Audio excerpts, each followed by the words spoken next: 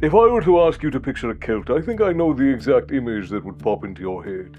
Probably be a bearded guy holding a pint of stout, maybe wearing a kilt and standing around and griping about the English. You picture Ireland, and if you're feeling very spicy, Scotland. But that, my friends, that was just the sequel. The original movie, well, she was an epic. Oh, at their height, the Celts weren't just huddled on some rainy isle in the middle of the ocean, off the coast of England, no. They stretched all the way from Turkey to Portugal, from the Belgian coast all the way down to the Italian Alps. They sacked Rome before it was cool, they terrified the Greeks. They were the original European superpower. So today, my friends, we're going to fix your map. We're going to look at what Celtic actually means, where their nations were, who they fought, and why, eventually, most of them disappeared, leaving only a stubborn few clinging to the edge of the Atlantic. So sit down the bagpipes, my friends, because we're headed to Austria. First, we need to define our terms, because if you walked up to a random warrior in 300 BC and called him a Celt, well, he'd probably just stab you and carry on with his day. No, he probably would have called himself a Senone or an Averni or a Boyai. Back then, they were loyal to tribe, not to this modern concept we have of race. Now, there is some debate around this, but I'm going to give you the most accepted version of the debate. Where does the word Celt come from? Well, it comes from where many words come from, the Greeks. Give me a word. Any word, and I show you how the root of that word is Greek. You see, around 500 BC, Greek geographers started writing about the Keltoi, the barbarians north of the Alps. The etymology is messy, but some scholars think it means the hidden people, some think it means barbarian, and the Romans would later call them the Galli, or the Galatians, or in English, the Gauls. But the people themselves, well, they would have just referred to themselves as us. So if they didn't have a central government, a kingdom, or a flag, what makes one Celtic? Well, number one was language. They spoke related dialects of the same mother tongue. The second was culture. They shared the same art style of swirling and nature-inspired images. They had the same gods, at least mostly, and a hierarchical society run by druids and by warrior aristocrats. And number three was technology. Probably most prominent was that they were masters of iron. While Rome was still figuring things out, the Celts were forging long swords and inventing chainmail. So Celtic isn't necessarily a bloodline, it's a culture. And it is a culture that actually started quite small. To find the first Celts, you don't look out at the ocean. No, you look out at the Alps. Specifically around 1200 BC in what today would be Austria, in a place that was called Hallstatt, because the Proto-Celts, they were not sailors, they were salt miners.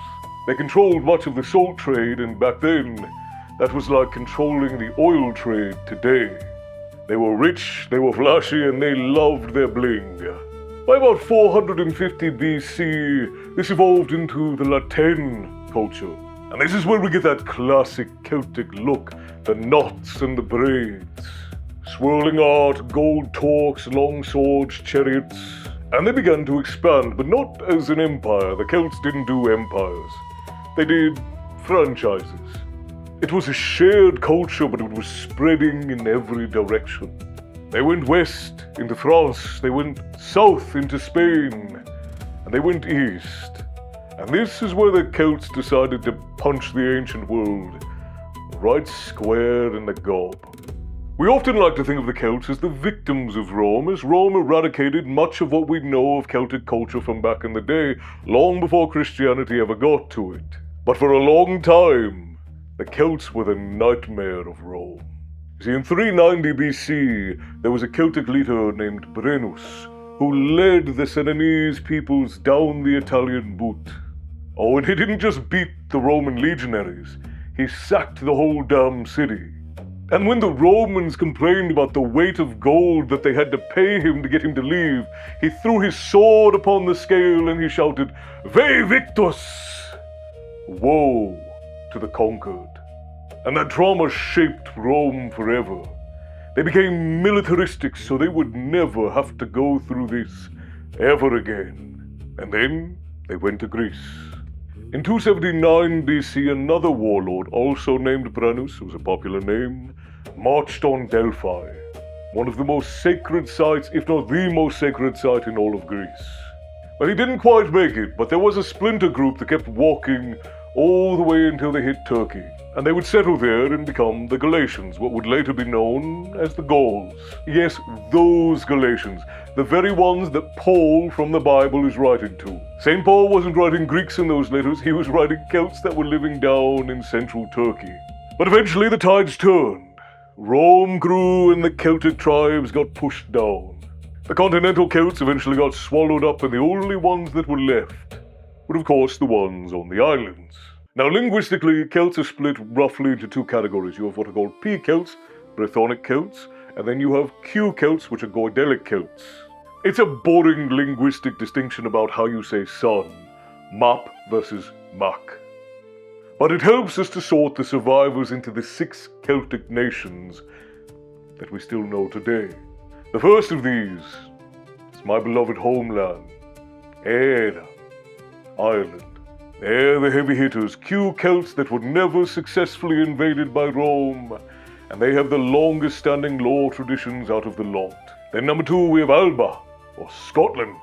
Now, don't tell the Scots this because they tend to get upset about it, but the first true Scotsman as we know them today, and he was actually an Irishman.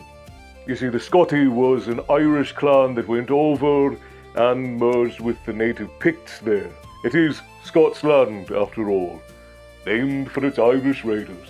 And I'm absolutely certain that this will cause no fights in the comments. Number 3, we have Manannan, or the Isle of Man. A tiny rock in the Irish Sea, Q-Celtic, but heavily influenced by the Vikings and Scandinavians. They basically sit in the middle of an ocean and shout at everyone. And number 4, you have Cymru, or Wales. These are the lads we call the Fortress, and they were P-Celts. When the Saxons invaded England, well, the Britons that were living there, they were forced up into the mountains. And they are the direct descendants of folk who fought Julius Caesar himself. And then number 5, we have Carnarvon, Cornwall, the toe of Britain and another group of P-Celts. They got cut off from Wales by the Saxons in 577 AD. But they held on to their language, one of the longest, all the way up until the modern era. Truly up until only about 70 years ago, and it's experiencing a bit of a revival now. And last of all is Bresse, or Brittany. Another group of P-Celts, the sort of reverse migration. You see, when the Saxons invaded Britain, the Britons fled back across the Channel into France, and they renamed that area Little Britain. And as much as folk may not like the British Empire, they are the only surviving Celts left in the mainland. So what happened to the rest? Why aren't they speaking Gaulish in France, and why does England speak English? Well, you see, there were 2 waves that came and erased the continental Celts. And what you're going to find over the course of these series of stories, my friends, is that while history is violent and brutal, it's not quite as cut and dry and as violent and brutal as we like to give it credit for. Because the first wave was Romanization. You see, the Gauls, they very much loved Roman wines and baths, so they learned Latin. And over time, simplified, but Gaulish Latin eventually became French. And then the second wave was the Germanic migration, which happened after Rome fell. The Germanic tribes moved in, the Franks took Gaul, which would later become France by their name, and the Angles and the Saxons, well, they took Britain, what would later, of course, become England, or Angleland. And then the Visigoths went down and they took Spain. The Celts, they were pushed to the fringes, the mountains, the bogs, the highlands, the islands. The places the conquerors didn't want, or at least couldn't get very easily. They were pushed to the very edge of the world, and there is a cruel irony in this, because the Romans, where are they? They're gone. The Visigoths are gone. The Hallstatt salt mines, well, they are empty. But the Welsh are still singing, the Irish are still writing, the Bretons are still dancing, and the Scots are still complaining. The fringes turned out to be a fortress, They lost the map. But oh boy, did they keep the soul. To the survivors, my friends. Stay bloodthirsty. Until we see you next time, Slán go fóill.